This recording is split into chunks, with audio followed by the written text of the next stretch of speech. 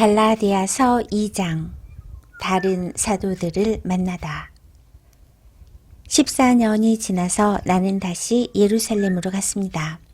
이번에는 바나바와 디도를 데리고 갔습니다.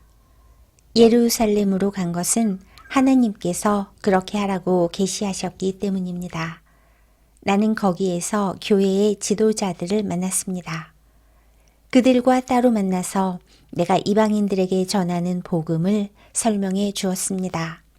그것은 내가 전에 한 일이나 지금 하고 있는 일이 헛되지 않기를 바랐기 때문입니다. 나와 함께 있던 디도는 비록 그리스 사람이지만 나는 그에게 억지로 할례를 베풀지는 않았습니다. 우리 가운데 거짓 형제들이 몰래 들어왔기 때문에 우리는 이 문제에 대해서 이야기를 했습니다. 그들은 우리를 다시 율법의 종으로 만들고 그리스도 예수 안에서 우리가 누리는 자유를 엿보려고 정탐꾼처럼 끼어들었습니다. 그러나 우리는 그 거짓 형제들의 뜻을 조금도 따르지 않았습니다. 우리는 복음의 진리가 늘 여러분과 함께 있기를 바랐습니다. 저 귀하다고 하는 사람들도 내가 전하는 복음을 바꾸지 못했습니다. 그들이 귀한 사람이든 아니든 그것은 중요하지 않습니다. 하나님께서는 사람을 겉으로 판단하지 않으시기 때문입니다.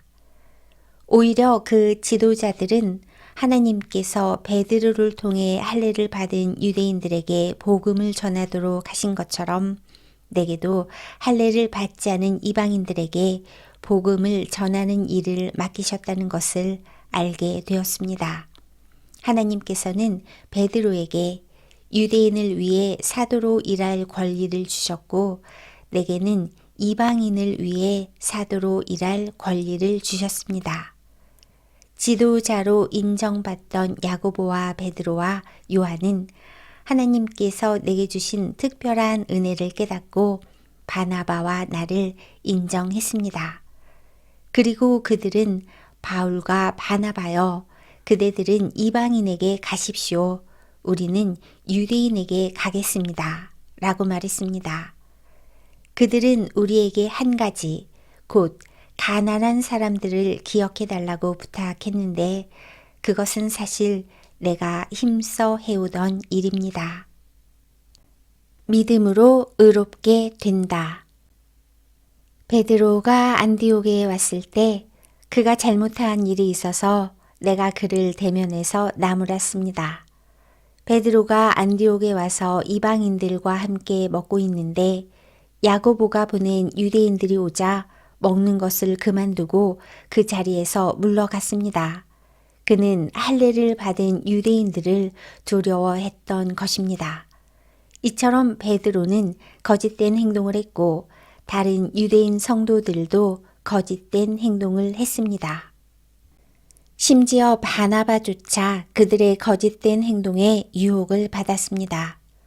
나는 그들이 복음의 진리를 따르지 않는 것을 보고 모든 사람 앞에서 베드로를 향해 베드로여 당신은 유대인이면서도 유대인처럼 살지 않고 이방인처럼 살면서 어찌하여 이방인들에게 유대인처럼 살라고 합니까? 하고 말했습니다. 우리는 이방인, 곧 죄인이 아니라 유대인으로 태어났습니다. 하지만 우리는 율법을 따른다고 해서 의롭다 함을 받는 것이 아니라 예수 그리스도를 믿음으로 의롭다 함을 얻는 것을 압니다.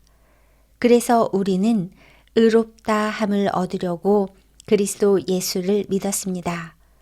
우리가 의롭다 함을 얻는 것은 그리스도를 믿었기 때문이지 율법을 지켰기 때문이 아닙니다.